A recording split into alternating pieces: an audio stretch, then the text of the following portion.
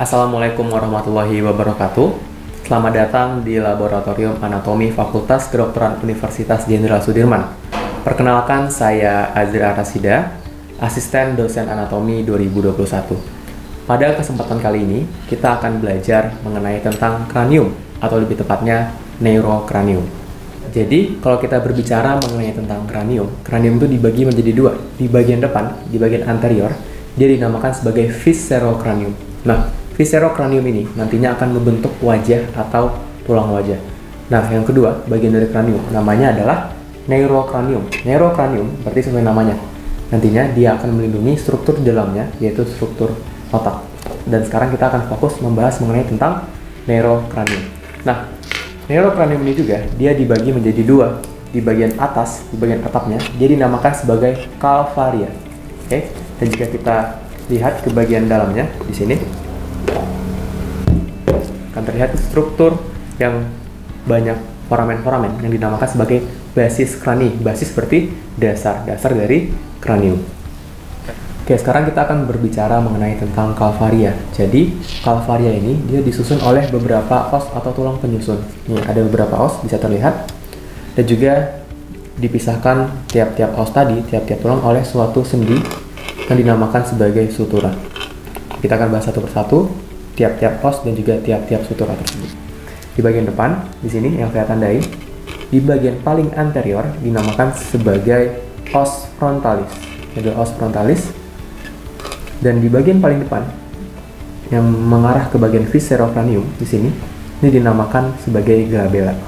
Ini adalah os frontalis. Nah, dari os frontalis mundur ke bagian belakang yang saya tandai di sini akan dipisahkan oleh suatu sutura. Nah, sutura di sini namanya adalah sutura coronalis. Bisa terlihat ya, sutura coronalis yang akan memisahkan os frontalis dengan os parietalis. Ya, jadi dari sutura coronalis sampai ke bagian belakang sini namanya adalah os parietalis. Nah, os parietalis ini dia berpasangan di bagian dekstra dan di bagian sinistra, yang dipisahkan oleh suatu sutura juga namanya adalah sutura sagittalis. Yaitu adalah os frontal, os parietal, dan sekarang turun ke bagian inferior, ke bagian lateral di sini.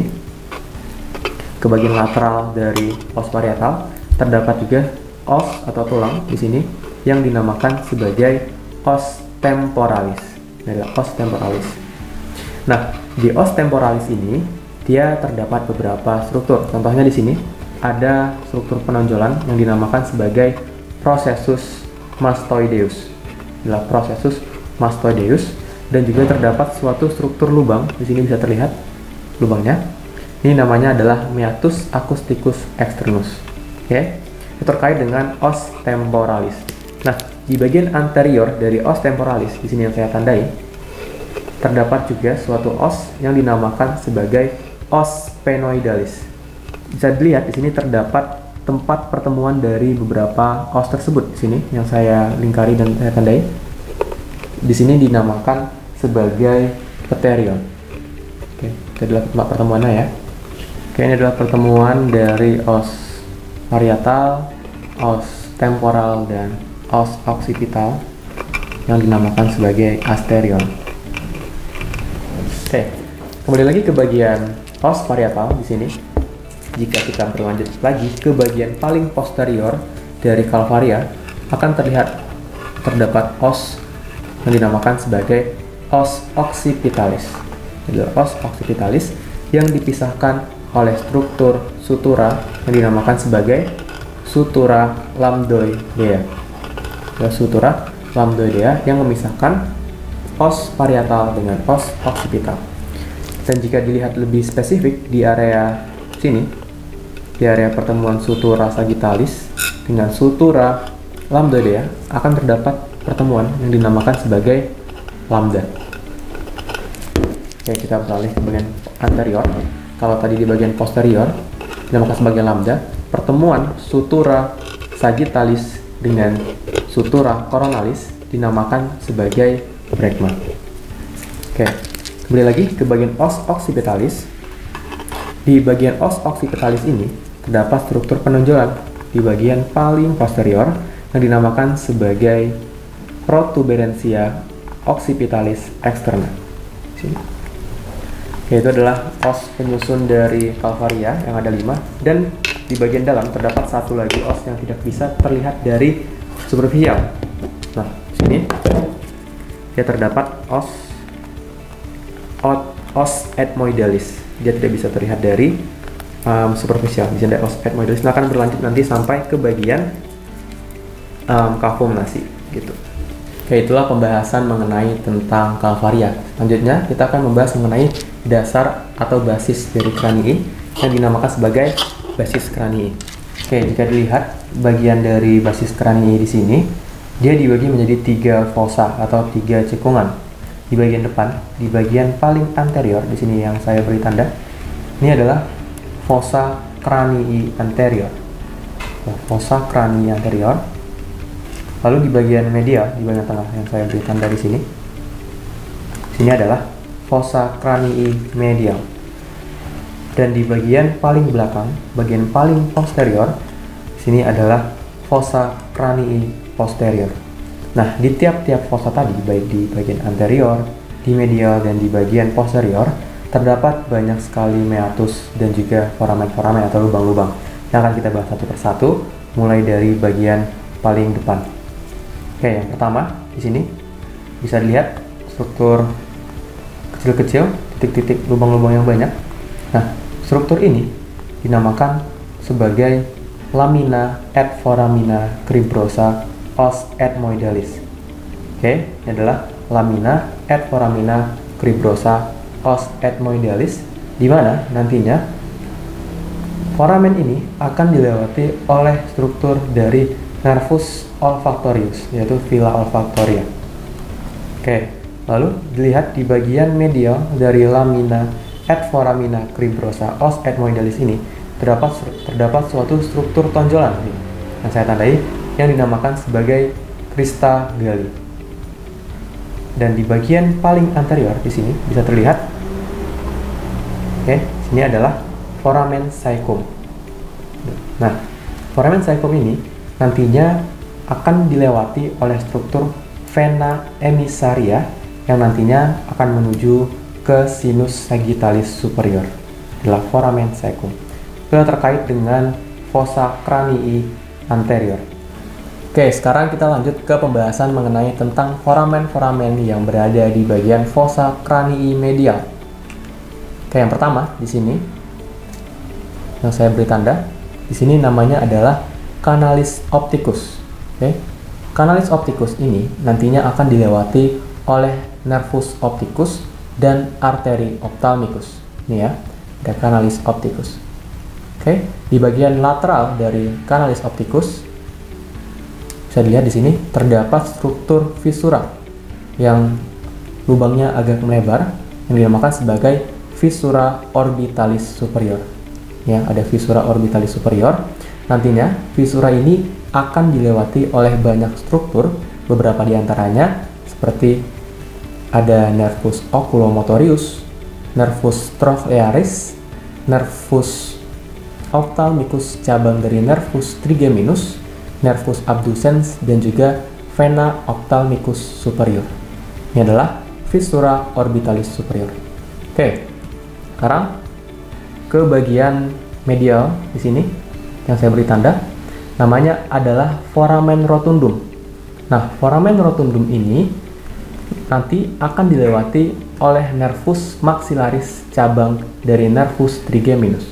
Adalah foramen rotundum. Lalu lanjut ke foramen yang saya beri tanda sini, yang bentuknya seperti oval. Ini dinamakan sebagai foramen ovale. Nah, foramen ovale ini nantinya akan dilewati oleh nervus mandibularis cabang dari nervus trigeminus. Adalah foramen ovale. Lanjut ke bagian lateral dari foramen ovale yang saya beri tanda di sini, namanya adalah foramen spinosum. Foramen spinosum ini nanti akan dilewati oleh struktur yaitu arteri dan juga vena meningeal media. Oke, lanjut di bagian paling medial dari fossa cranii media ini yang saya beri tanda. adalah foramen rostrum. Oke, foramen rostrum ini nanti akan dilewati oleh suatu nervus, yaitu nervus petrosus major. Oke, itu adalah foramen-foramen di bagian fossa cranii medial. Sekarang kita akan membahas mengenai tentang fossa cranii posterior dan foramen-foramen yang berada di bagiannya. Oke, yang pertama di sini, yang paling medial. Oke, bisa terlihat yang paling medial di sini namanya adalah foramen magnum. Oke, foramen magnum ini dilewati oleh banyak struktur. Beberapa diantaranya adalah medulla oblongata, meninges, arteria vertebralis, dan lain sebagainya. Ini adalah foramen magnum. Lanjut ke bagian lateral dari foramen magnum. Di sini yang saya beri tanda, yang foramennya lumayan lebar. Di sini juga banyak dilewati oleh struktur seperti sebelumnya namanya adalah foramen jugular. Ini adalah foramen jugular. Foramen jugular ini dilewati oleh struktur nervus glossopharyngeus, nervus vagus, dan juga nervus accessorius. Ini adalah foramen jugular. Selanjutnya di bagian tepi dari foramen magnum, bisa dilihat di sini nanti akan terdapat suatu kanalis yang saya beri tanda, bisa terlihat. Nanti akan terdapat suatu kanalis yang dinamakan sebagai kanalis hipoglossi. Sesuai namanya, nantinya kanalis ini akan dilewati oleh struktur nervus hypoglossus. Ini ya, nervus hypoglossus. Oke, balik lagi ke lateral dari fossa cranii posterior. Di sini bisa terlihat ini nanti akan terdapat suatu foramen juga di sini, di bagian sini. Adalah suatu foramen. Nah, ini namanya adalah meatus acousticus internus. Meatus acousticus internus ini akan dilewati oleh nervus facialis, nervus vestibulocochlearis, dan juga arteri labirinthi. Ini adalah meatus acousticus internus, sambungan dari struktur tadi yang di bagian luar, yaitu meatus acousticus externus. Nanti dia akan berlanjut menjadi meatus acousticus internus. Sekarang kita membandingkan tampakan basis cranii dari tampakan bawah atau tampakan yang inferior. Oke, ini adalah tampakan basis cranii dari bawah, dari inferior. Oke, kita dapat mengidentifikasi beberapa foramen-foramen yang dapat dilihat dari superior tadi. Contohnya di sini, ini adalah foramen rostrum. Oke, lalu di sini bisa terlihat ini adalah foramen ovale. Lalu di sini ke bagian lateral yang saya beri tanda, ini adalah foramen spinosum. Selanjutnya kita dapat mengidentifikasi satu struktur yang baru dapat diidentifikasi, namanya adalah canalis caroticus. Nah, canalis caroticus ini nantinya akan dilewati oleh arteri caroticus internus. Oke, selanjutnya di sini agak dalam dia, bisa terlihat di bagian sini nantinya akan terdapat suatu kanalis atau terdapat suatu lubang yang tadi namanya adalah kanalis hipoglossi. Di area sini ya, kanalis hipoglossi. Dan yang paling lebar, yang paling besar lubang di sini tadi namanya adalah foramen magnum. Oke, itu adalah tampakan basis cranii dari inferior. Oke, demikianlah penjelasan mengenai tentang neurocranium.